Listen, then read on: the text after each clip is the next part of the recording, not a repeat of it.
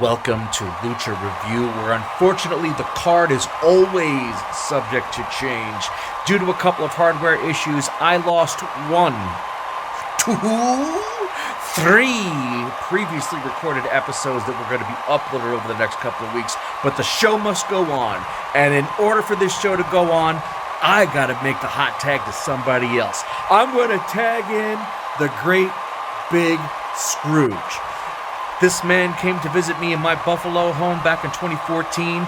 We were watching some wrestling and having a couple of drinks and decided to go promo for promo. It's all recorded, all unedited, all unscripted, and all here for you this week on Lucha Review. Take that hot tag. Scroogey, bring it home.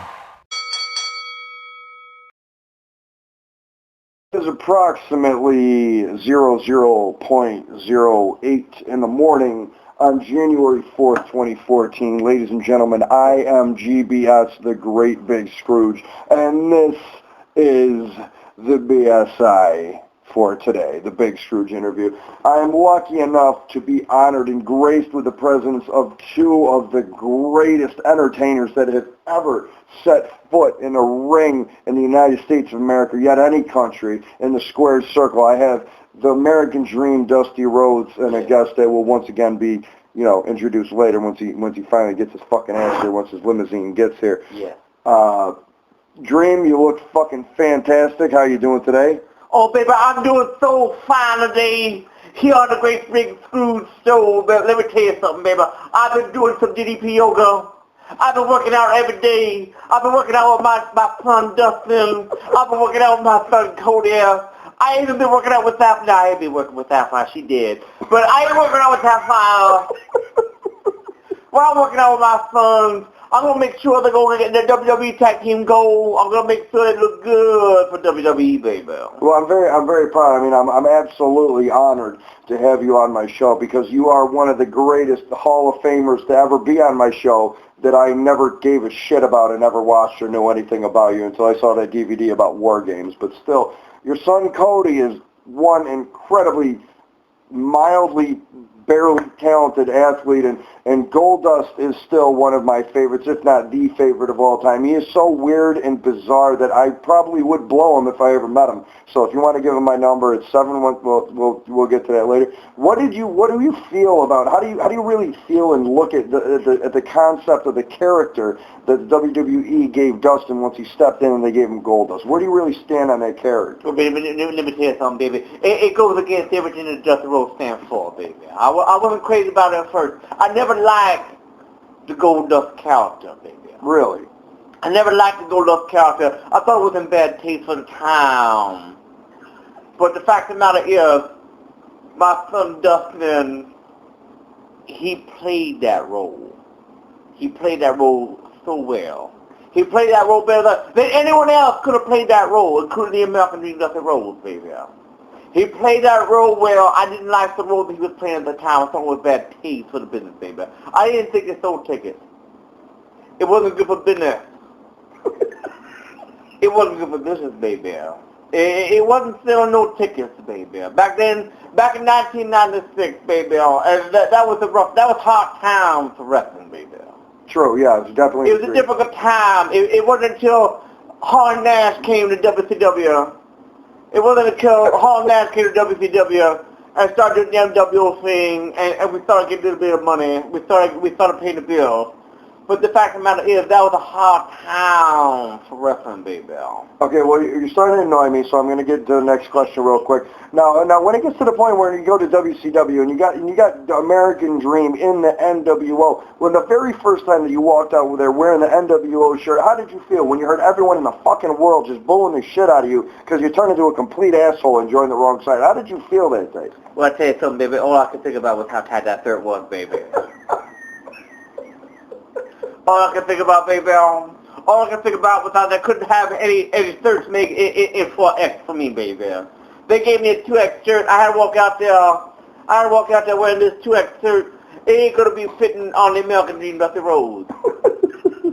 I do remember that, and it was a great day, and we will get back to Goldie in a second, but Tell me the truth. I mean, there was a point where they had a gimmick that rolled last year in 2013 where they were talking, and unfortunately his son Cody got fired for no good reason at all. It was actually a pathetic reason, and he got fired, and he pointed out how that when you got brought to the WWE, they made you wear polka dots, and he said it was an insult. And then when they brought his brother, who was actually your son, they made him dress as Goldie. What did you really stand on the polka dots? I mean, when you came there and you were wearing the polka dots and the black and the yellow, I mean, how did you feel about that? Was it something that you were welcoming in, or was it more of just annoying? I mean, what did you really think about that? Well, baby, what do you think I was in WCW 2 years later, baby? Because the fact of the matter is, I was never a big fan. I was never a big fan of wearing the polka dots, baby. I was never a big fan of that. I was never a big fan of having sapphire. See, I didn't need sapphire. Did you ever hit that? No, baby, I never hit sapphire.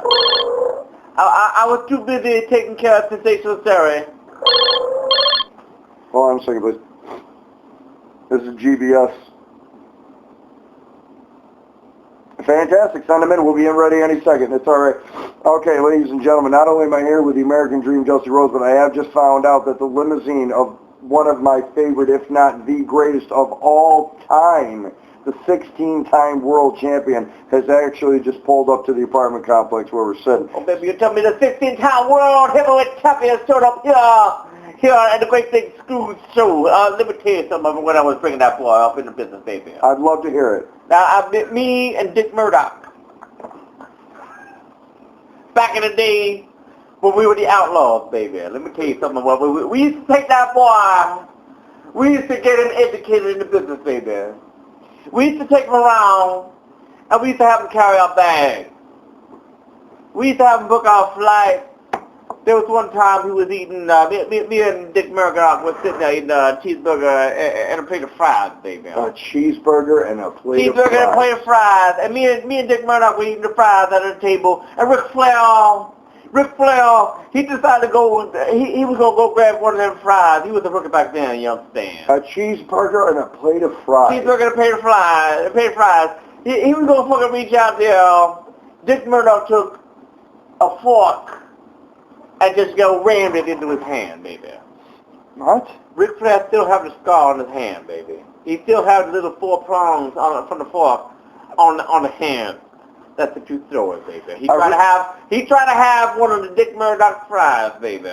Me and Dick Murdoch were just taking turns taking fries out of that plate, baby. And Ric Flair, he thought he was bad. Ric Flair thought he was bad. He was going to get rid of fucking. He thought he was going to raise his hand and grab one of them fries, baby. And Dick Murdoch go bam! Dick Murdoch just rammed that fork. So you're trying to tell me that the black cop from Die Hard and you were sitting there eating, or is this a different Murdoch? No, baby, this is the black guy from Men at Work. Oh, okay. I was thinking of the wrong one. But Dream, what I did want to ask you, and I've always wanted to ask you, because when I saw the DVDs about War Games, which was one of the greatest ideas ever that has happened in sports entertainment, War Games, which was coincidentally your idea, that Vince still will take credit for this day, and Eric Bischoff, and fucking Russo for some reason. But what I've wondered is that even though you did participate in some of the greatest War Games of all time, where the fuck do those weird-ass scars in your forehead come from? Oh, baby, that comes from a long term. That's a lot of hot sex, baby. That's a lot of hot sex, baby. This is before me and Sapphire were getting it down there. This was back in WCW, back in the War Games. Let me tell you what War Games was. War Games was out of pay-per-view. War Games was going on in my hotel room after the pay-per-view. I hear someone knocking at the door. I'm pretty sure that might be my idol himself. Woo! I heard it from outside the door right there, ladies and gentlemen. Oh, let me inside there, the hotel room now. I don't know what he just said. Ladies and gentlemen, allow me to introduce the 16-time world record holder, greatest alcoholic professional wrestling adopted baby bought on the black market, still doesn't even know who his real parents are. Ladies and gentlemen, the incomparable, Ric Flair. Woo! Great being here, brother, big scrooge show, let me tell you. Woo! Rick, I can't lie to you. Ever since I was a little kid and I watched you on WCW, I remember saying, wow, we're supposed to say that the bad guy, boo, but when I saw you fighting Sting, when I saw you fighting Cactus Jack, I said, not only does he have the worst hair I've ever seen, but I really like that guy. He's just incredibly professional. I just love him. You made me be a heel from day one, and it's an honor to be in it's an honor to be in the same room as you. Woo! Woo! Well, it's an honor to be in the same room as you. I don't even know what to say. I'm kind of starstruck. I've seen you win championship after championship, and honestly, you're still my idol, and I don't even know what to say. Well, baby, you don't have to say everything. They're doing this one time. Kurt Hennig, Mr. Perfect, back in AWA. There was one time he went over to Harley Race, and he said to Harley, excuse me, sir. I want to go over there and just spot for you tonight. Harley looked at him and said, kid, wait, what's your finish? And Kurt Hennig, Mr. Perfect, he said Harley Race, oh, drop this off the top rope, sir. And Harley, his favorite stories of all time. Harley took his little swig of a cigarette. I'll move. Okay, sir. And that was a story that I have of Kurt from back in the AWA. Woo! Out of everywhere that you've ever performed in your life, where would you say is where you got the biggest response? Charlotte, North Carolina. Woo! Whenever you take a plane and you have a crossover, and one of those things where you have to stop somewhere, where would you say that you get the most love out of anywhere you go? Brother, I'll tell you, I get the most energy from Charlotte, North Carolina. Woo! Hold on a second, I just got a text from my supervisor. You gotta be kidding me. I don't.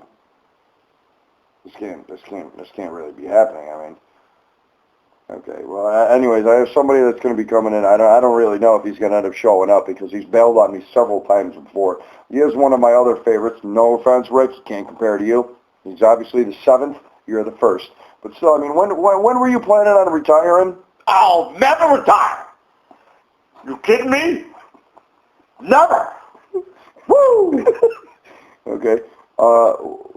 Hold on a second. We're going to take a phone in vote. I actually have I have one of my favorites from all time actually calling me right now. I have him on the other line right now. Who you have there? Whoa!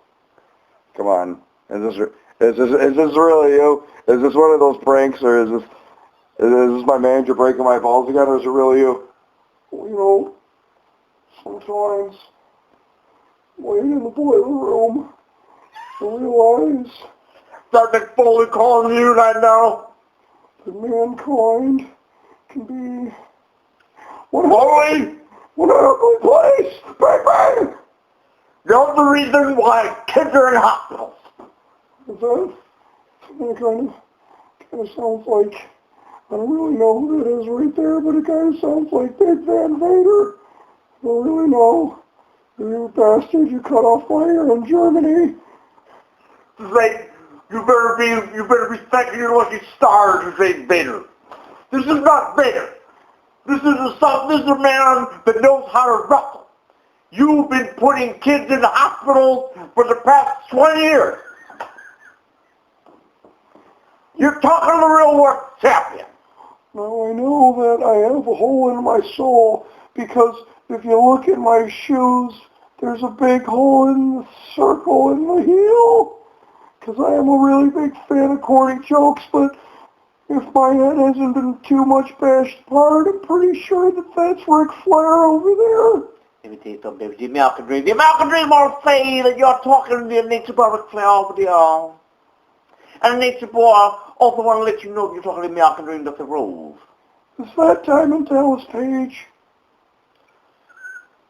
Badge! Oh yeah, there's no way that you're not going to give me credit after I'm dead for what's been going on in here. Oh yeah! I'm pretty sure that Fucking Hulk Hogan just got resurrected in here, man. Oh, yes. Oh my God. I think I just heard Jimmy Snuka as I'm rolling around in the boiler room now. Oh, no. This is not Jimmy Snuka.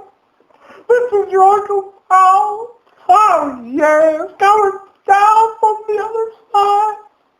Paul. Paul. Oh my God, Paul. Have a nice day. Baby, let me tell you something. We're resurrecting the dead here, baby. We got a business for the Macho King Randy Savage, who I was going to go toe-to-toe at WrestleMania 6, baby. Well, you know something, Mean Gene? What I'm going to do is I'm going to air my sex tape at every Kmart in Western New York, and I'm going to make sure that everyone can see my ex-wife banging a fucking teenager while my stupid fucking skank-ass daughter is trying to be a fucking pop star. And what are you going to do when the entire Hogan family goes reality TV on you? And baby, don't forget about the fact that Brooke Hogan was in Two-Headed Shark Attack, baby. Woo! She was in Two-Headed Shark Attack. I've seen Two-Headed Shark Attack, baby. She make it all the way. The black man don't make it to the end, but Brooke Hogan does. Has anyone seen my ear? I seen your ear. I seen your ear. I don't want to fill it with some advice, baby. You cannot call the Big Scrooge show trying to go toe-to-toe with two of the greatest legends of all time, baby. You cannot call the Big Scrooge show doing a mankind voice as if a man gave to you, baby. You gotta give me some Cactus Jack. We gotta hear what brought you to that dance, baby. You gotta go and find your ear in Japan. You gotta go find your ear at the Double Cross Ranch in Texas where Terry Funk is waiting for you, baby. You gotta find your ear, and you gotta bring it back here. I'm the best there is, the best there was, and the best there ever will be ever since my brother bashed his head apart on a 50-foot fall. You ain't nobody gonna do a Bret Hart in person because the man had no charisma, baby. Okay, now I don't really know what's going on, but all I know is... Ain't nobody have no charisma to do Bret Hart because Bret Hart got no charisma to have, baby. That's a very good point. I'm sitting here, this is the GBS, this is the Great Big Scrooge Show. I'm sitting here with a bunch of legends that need to die, a bunch of legends that have already died, and a bunch of ghosts of people that I don't even know what the fuck's going on here. But if anyone can die, the one thing I want to get quoted is if anybody can drop one hell of a pathetic garbage elbow from the top rope pretending to be Mach, it's going to be CM Punk. That's going to be CM Punk, baby. That's a really good point there, Ebenezer. That's a very good point to Ebenezer. CM Punk, he's going to be having the stars on his pants, baby. He's going to be having the stars on his boots, baby. Latino, he. No, he did too. You know, the last thing I want to see is, I don't want to see CM Punk driving down the lowrider. Really not CM Punk driving on the lowrider. Woo! He can't turn the key. That's right, baby. He can't turn the key. He can't turn the key in there, baby. And if I'm not that jet flying limousine, hold on, I need to say it with my idol. You're gonna say it with me, limousine riding, jet flying, kiss stealing, wheeling dealing, son of a gun. My shoes are more expensive than your house. Woo! And to be the man. To be the man, you gotta be the man. I'll never retire. You kidding me? Never. Woo! It's the Great Big Screw Show, over and out. Subscribe, bitch. Hail Satan.